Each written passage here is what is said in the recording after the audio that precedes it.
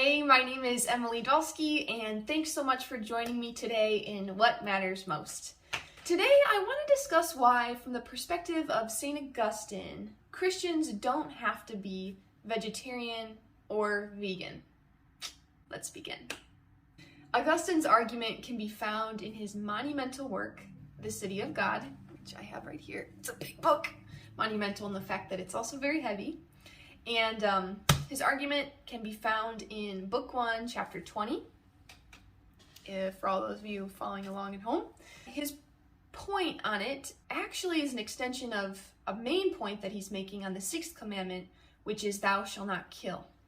And bear with me a second as I set this up. So Augustine is saying, 6th commandment, thou shalt not kill. Notice that there's not thy neighbor tacked on to the end of thou shalt not kill. He's saying this means that this commandment, thou shalt not kill, can be applied not only to thou shalt not kill another person and commit murder, but also thou shalt not kill thyself. Now, taking this one step further, he says that some people endeavor to extend this commandment to animals, that it's not lawful to kill them. Augustine presses with this mentality and says, well, then why not also plants and things that are fed by plants? Augustine asks, when we hear thou shalt not kill, should we conclude that it's wicked to pull up a weed? No, he says. When we hear thou shalt not kill, we shouldn't apply it to plants and animals because they don't share in our ability to reason. That is, our capacity to think and know as human beings. And this is what distinctively differentiates us from plants and animals, is our reason, because we are made in God's image and likeness as human beings in a way that plants and animals weren't. Particularly, as I've said a couple times now, through our ability to reason, to think, and to know. So the Lord actually commanded before the fall, so when he's laying out the framework for Adam and Eve in the garden, he says that animals are subject to you both in their living and their dying. And this is what he says in the first chapter of Genesis, chapter 28. God blessed them and said to them, be fertile and multiply, fill the earth and subdue it, have dominion over the fish of the sea, the birds of the air, and all the living things that crawl on the earth. That is, these fish, these birds, these beasts of the earth, they're yours. They're yours for nourishment and enjoyment. They're my gift to you. Use them well. Use them well. I think this is the catch for many contemporary vegetarians and vegans, that we aren't using animals well. And there's truth in that. We have to be strong advocates for treating animals and plants with the dignity they deserve, because God entrusted these things to us to be stewards over and to cultivate.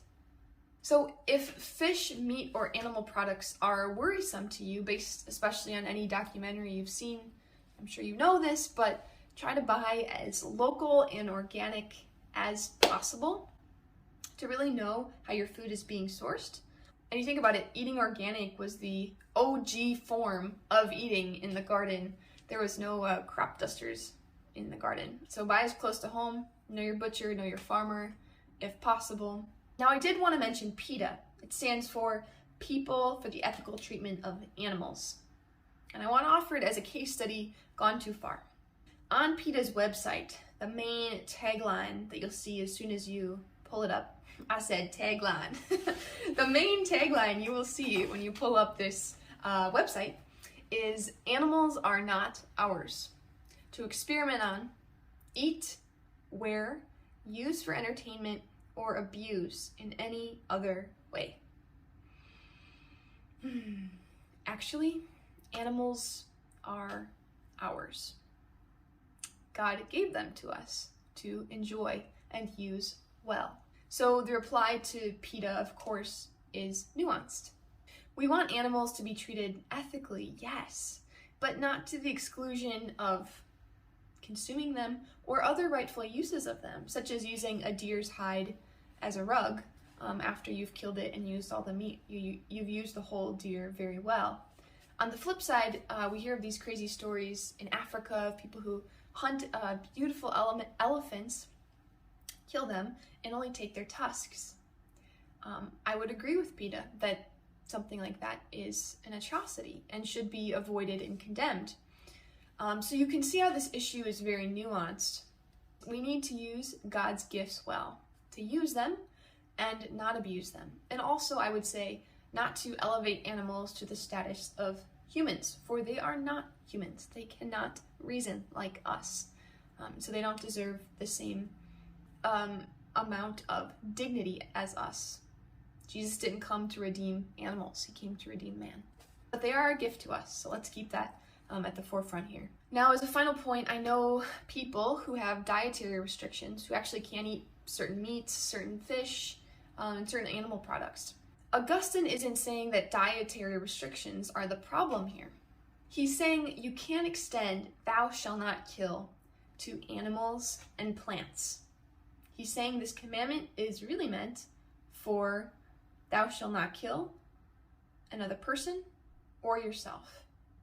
That's where he's drawing the line. There's no need to feel anxious about eating a steak dinner, because I think Jesus would enjoy it with you. All the better if you know where your steak dinner is coming from, but sometimes it's just not possible to track that all down. And that's okay. We try our best, and we enjoy our meat. Really, what else can you do when everything is so globalized? We have such a big country in the States, especially in the States. I think this is a problem with factory farms. So we try our best. I think Augustine has sufficiently shown in this big gem, I was gonna say little gem, it's a big one, that we don't need to flinch at eating meat or animal products or using animal products. They are ours to enjoy, but I would say that we ought to affirm and uphold the dignity that plants and animals have as creation of God in the process of their being harvested and used. There you have it. Some thoughts on Augustine's thoughts and also my own thoughts on vegetarianism and veganism. Enjoy your meats, enjoy honey, enjoy whatever else we use with animals. I would love to hear your thoughts in the comment section below, and feel free to subscribe to join the conversation. Thanks so much, take care, and God bless.